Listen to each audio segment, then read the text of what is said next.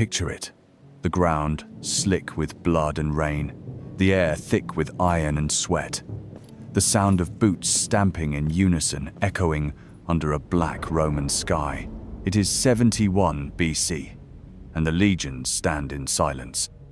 Not because the enemy has fled, but because every soldier is waiting to see who among them will be named a coward.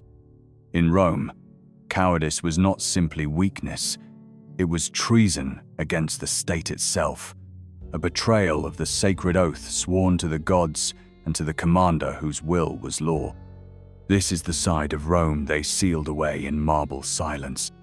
The city of aqueducts and senate halls hid a battlefield culture where men feared their comrades more than their enemies, where discipline was enforced not just with whips and fines, but with ritualized horrors, cudgeling by your peers, every 10th man executed by lot, humiliation, so profound you would pray for death. So what did Rome truly do to cowards? And what did it mean, in a world where even flinching could damn you, to be branded the weakest man in the line?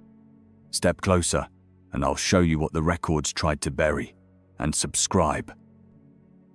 Rome did not tolerate hesitation.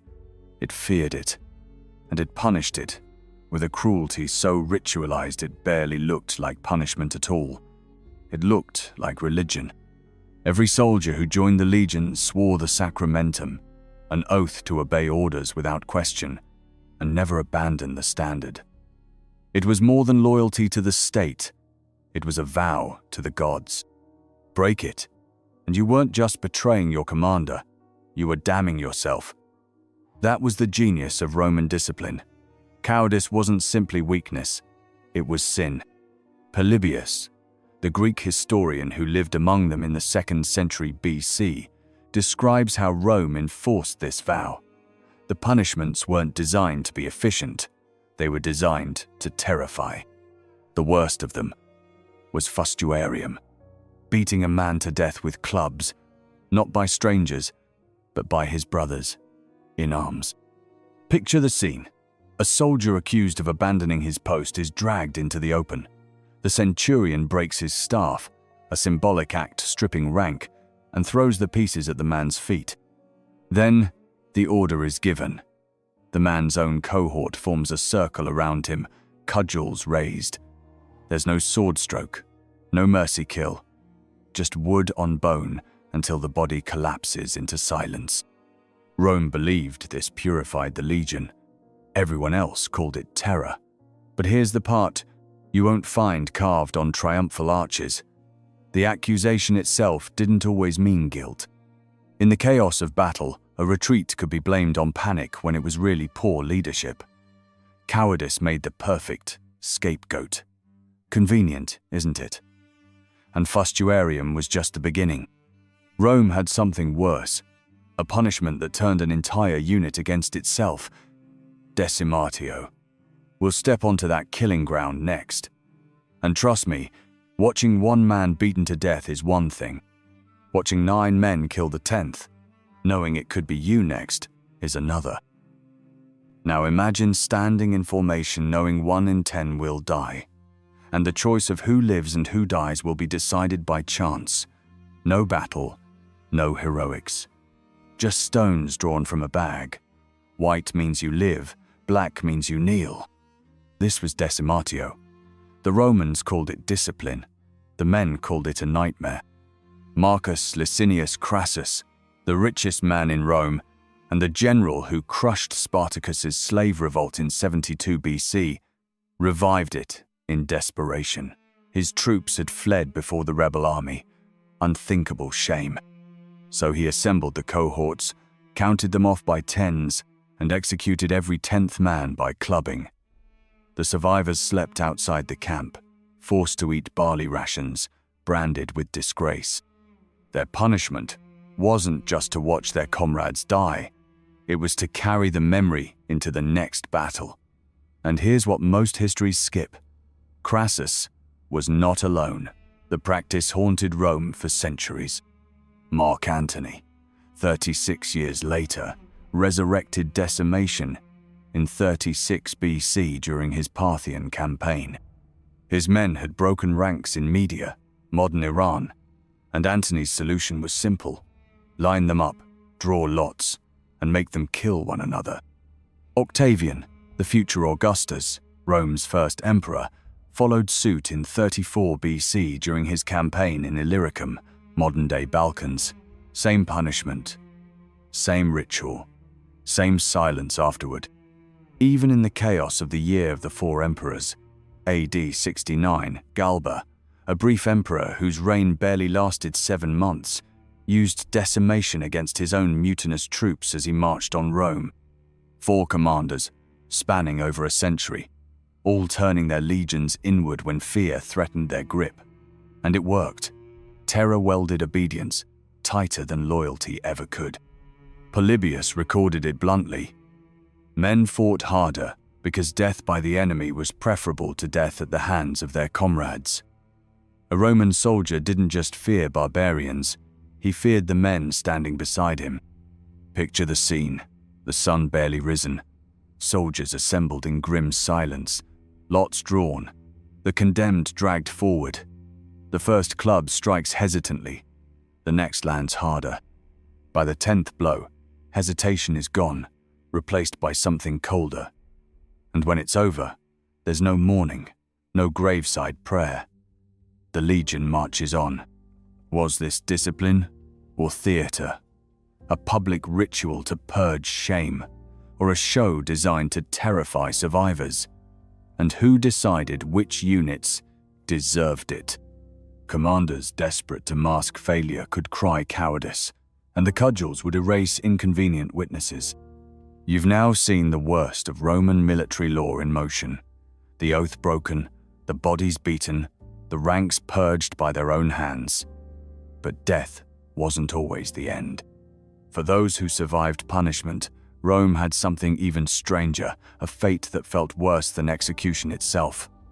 Humiliation so profound it turned men into living warnings, and it looked nothing like battle. You might think death was the end of it. A quick clubbing, dust settles, legion marches on. But for the men who survived Rome's punishments, death would have been a mercy.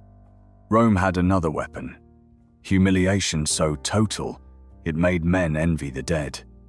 The sentence was called missio ignominiosa, dishonorable discharge.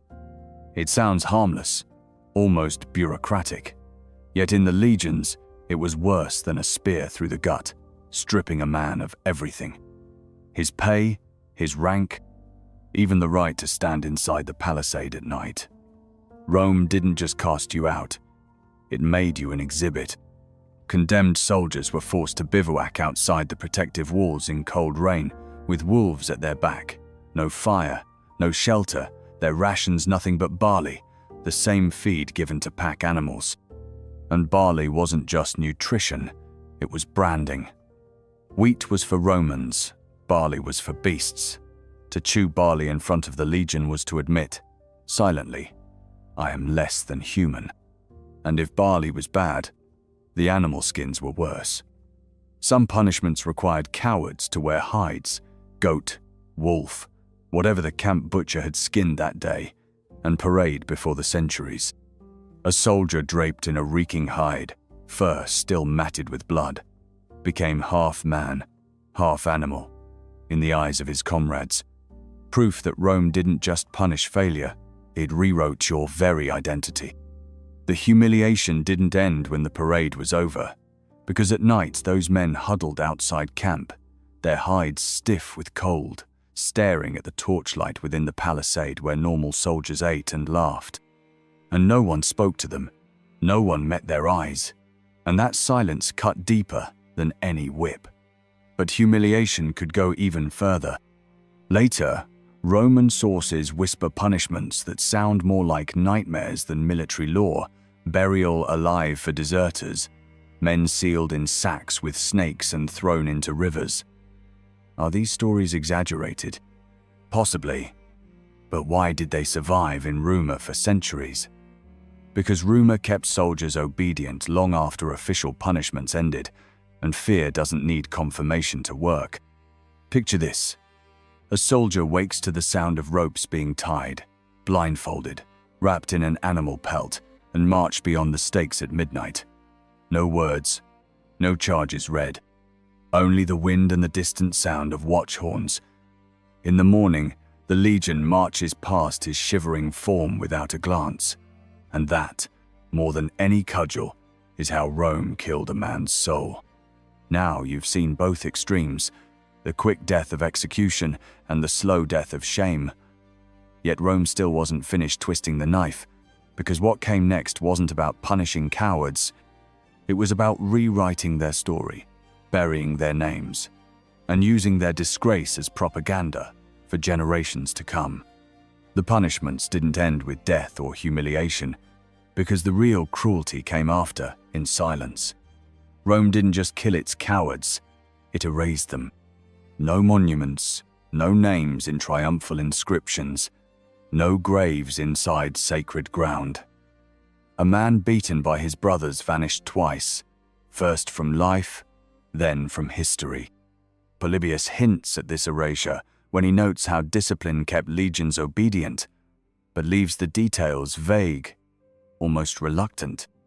Later historians, Livy, Tacitus, even Plutarch, mention the punishments in passing, never in depth, and that's not an accident.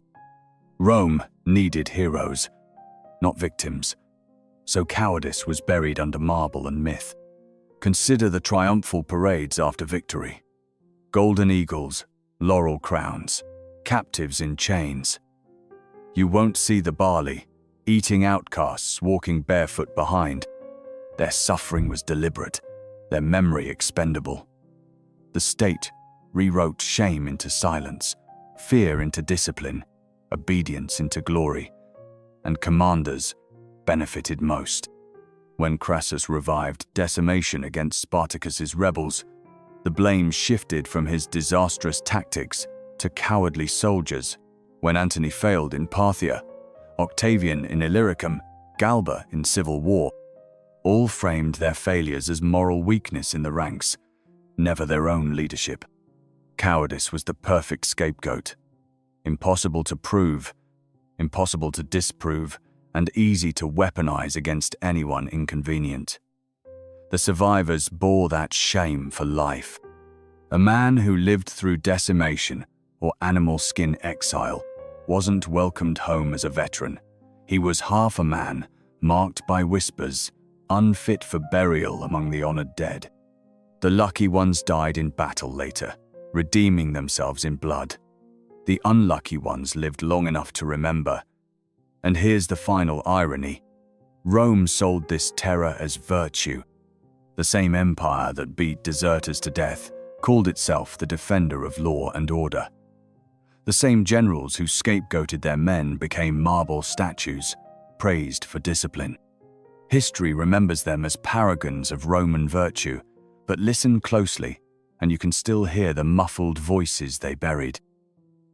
The story ends not with the clang of swords, but with propaganda so successful we still call it civilization.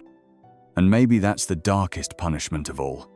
Not the clubs, not the exile, not even the burial alive, but how thoroughly Rome convinced the world to forget. So here's what Rome never carved on its triumphal arches. The empire that gave us roads, aqueducts, and law also perfected the art of killing its own in silence. Cowardice was a crime, but more than that, it was a tool, a word commanders whispered when they needed a scapegoat, a label that turned soldiers into animals, then erased them from memory. Think about it. Every heroic statue you've seen, every Latin motto etched on a government building, stands on a foundation of fear.